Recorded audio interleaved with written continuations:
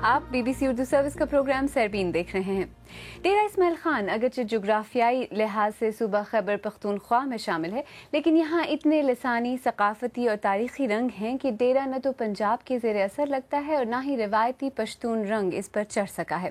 ڈیرے کا اپنا ہی رنگ ڈھنگ ہے۔ اسد اللہ خان نے انہی رنگوں کو دیکھنے کے لیے وہاں کا رخ کیا، تو پھر چلیں۔ سندھو دریا کے کنارے بسا 6.5 صدیاں پرانا عجائب گھر ہے یہ ڈیرہ اسماعیل خان۔ قدرت نے وقت لگا کے بہت فراخ دلی سے سنوارا ہے اسے۔ وقت کو منجمد دیکھنا ہو تو اس کی گلیوں سے گزرتے رہو،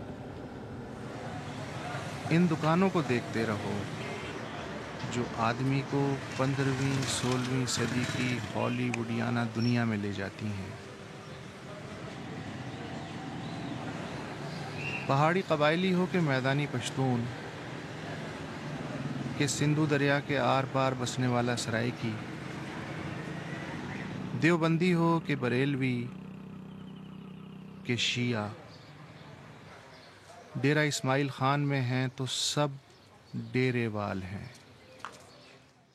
ڈیرہ اسماعیل خان کبھی بھی شام کو بے آباد جب ویران رہنے والا شہر نہیں تھا۔ یہ رات 2 بجے تک جاگتا تھا، یہ شہر 2-3 بجے تک۔ ایک وقت آیا کہ ڈیرہ اسماعیل خان دن کے 4 بجے 5 بجے مکمل بند ہو جایا کرتا تھا۔ کوئی آدمی باہر آپ کو آدمی جانور بھی آپ کو نظر نہ آتے۔ یعنی ایک ایسا دور آیا ہے جس میں ڈیرہ اسماعیل خان کی جو ہم آہنگی تھی اس کو توڑنے کی بڑی کوشش کی گئی۔ اللہ کا بڑا احسان ہے، ٹھیک ہے، بہت سارے لوگ مر گئے ہیں، اس میں شہید ہوئے ہیں، بہت سارے خاندان متاثر ہوئے ہیں، لیکن اس کے باوجود بھی جو ان کا ریلیجیس بانڈ تھا اس کو کوئی توڑ نہیں سکا ہے۔ جو مذہبی جرات تھی ان کی اس کو کوئی نہیں توڑ سکا۔ 2009 سے 12 تک ان قبرستانوں کا رقبہ تو بڑھ گیا، مگر ڈیرے والوں کا دل بھی اور بڑا ہو گیا۔ اور تو اور 9/11 کے جہیز میں ملنے والی جنگ کا بھاری پتھر بھی لاکھوں بے گھر قبائلیوں کی شکل میں اسی شہر ناتواں نے خاموشی سے کمر پہ اٹھا لیا۔ ڈیرے اور ٹانگ پہ اندازاً 2 لاکھ موجود ہوں گے۔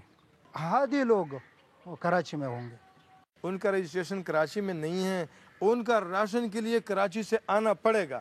اگر ان کو ضرورت ہے وہ لیتے ہیں تو وہاں سے آئیں گے، اگر وہاں سے وہ نہیں آتے تو اس کو راشن نہیں دیتے۔ تو جو رجسٹریشن ہے وہ کراچی شفٹ نہیں ہوتا؟ نہیں، وہ شفٹ نہیں ہوتا۔ اچھا، اگر آپ ڈیرہ اور ٹانگ سے باہر ہیں تو آپ کو راشن نہیں ملے گا؟ نہیں ملے گا۔ آپ یہ کہہ رہے ہیں؟ بالکل جی۔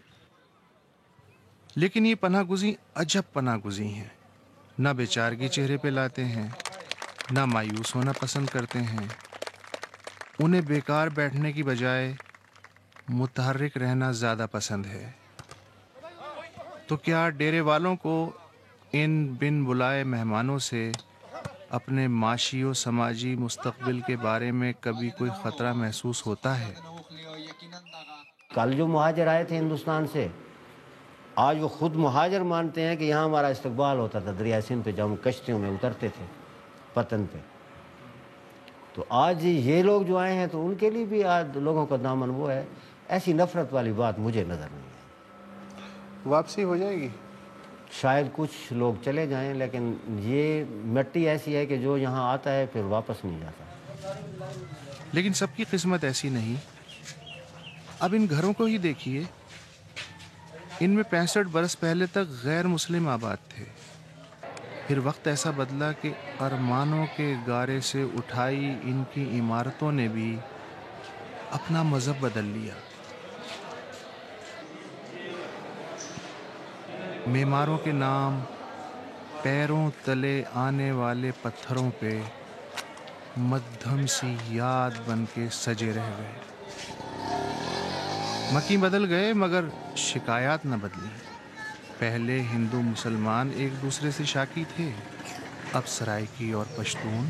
تخت لاہور کے ساتھ جو وقت ہم نے گزارا ہے تو اس وقت ڈیرہ اسماعیل خان جو تھا وہ بر صغیر کا امیر ترین علاقوں میں سے ایک تھا۔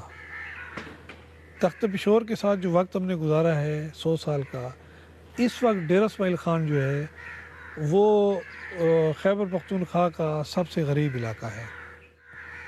ابھی پچھلے سال ANP کی گورنمنٹ نے اعداد و شمار جو چھاپے ہیں ان میں تعلیمی لحاظ سے ڈیر اسماعیل خان جو ہے وہ سب سے آخر میں ہے۔ کیسی عجیب بات ہے کہ دریائے سندھ کے اس طرف کے سرائیکیوں کو تخت لاہور سے شکایت ہے اور اس طرف کے سرائیکیوں کو تخت پشاور سے، لیکن سب کو نہیں۔ ضروری نہیں ہوتا کہ آپ ان کے لیے علیحدہ صوبے بنائیں، ملک بنائیں۔ آپ وہیں جہاں وہ رہ رہے ہیں ان کی جو تکریم ہے، جو ان کا وقار ہے، جو ان کی زبان ہے، جو ان کا کلچر ہے، جو ان کے حقوق ہیں، ان کے معاشی حقوق ہیں، اگر وہ انہیں دے رہے ہیں تو وہ تو کوئی مسئلہ میرے خیال میں پیدا تو نہیں ہوتا۔ لیکن ہمارے ہاں چونکہ جسٹس نہیں ہے تو یہ مسئلے پیدا ہو جاتے ہیں، اور شاید دیائی خان میں بھی مستقبل میں یہ مسئلہ پیدا ہو۔ غالباً معاشرتی و نسلی رنگا رنگی نے صبر و ضبط بھی بڑھا دیا ہے۔ میں نے ڈیرہ اسماعیل خان میں لوگوں کو بحث میں الجھتے ضرور دیکھا، لیکن دست و گریباں نہیں دیکھا۔ شاید ان کے پاس آج بھی اپنا غصہ اور فرسٹریشن نکالنے کے کئی آزمودہ طریقے ہیں۔ ڈیرہ اسماعیل خان سے وسعت اللہ خان۔ آپ کو یاد دلاتے چلیں کہ آج پروگرام کا اہم موضوع تھا پاکستان کے صوبہ خیبر پختونخوا میں تحریک انصاف کی قیادت میں مخلوط حکومت کا بننا۔ اس حساس صوبے میں بے روزگاری اور مہنگائی کے ساتھ ساتھ دہشت گردی کے مسئلے سے نمٹنا بھی اس حکومت کے لیے ایک بہت بڑا چیلنج ہوگا۔ تمام نظریں اب تحریک انصاف پر ہیں کہ وہ نئے چہروں کے ساتھ خیبر پختونخوا میں ووٹروں سے کیے گئے انتخابی وعدے پورے کر بھی پائے گی یا نہیں۔ ہر چیز بگڑا ہوا ہے، یا میں تو کہہ بھی نہیں سکتا کہ کوئی چیز ہماری ٹھیک ہے، اور ہماری پوری کوشش ہے کہ ایک مثالی حکومت کر کے اس صوبے میں ایک ایسے تاریخ انشاءاللہ بنائیں گے کہ لوگ یاد کریں گے کہ تحریک انصاف نے ایک پروگرام دیا تھا اور ایک تبدیلی کا نعرہ اٹھایا تھا۔ سیربین میں پیش ہونے والے موضوعات اگر آپ دوبارہ دیکھنا چاہیں تو ہماری ویب سائٹ bbcurdu.com پر آئیں۔ آپ BBC اردو سروس کے ٹویٹر ہینڈل @BBC اردو اور ہمارے فیس بک صفحے کے ذریعے کسی بھی موضوع پر اپنی رائے ہمیں بھیج بھی سکتے ہیں۔ اب سیربین اختتام کو پہنچا۔ مجھ سے ملاقات اب چند ہفتوں بعد ہوگی اور امبر شمسی پیر کا پروگرام پیش کریں گی۔ جاتے جاتے آپ کو مناظر دکھاتے ہیں کانز فلم فیسٹیول کے ریڈ کارپٹ سے، دیکھتے ہیں وہاں کون کون سے ستارے چھلملا رہے تھے۔ شب بخیر۔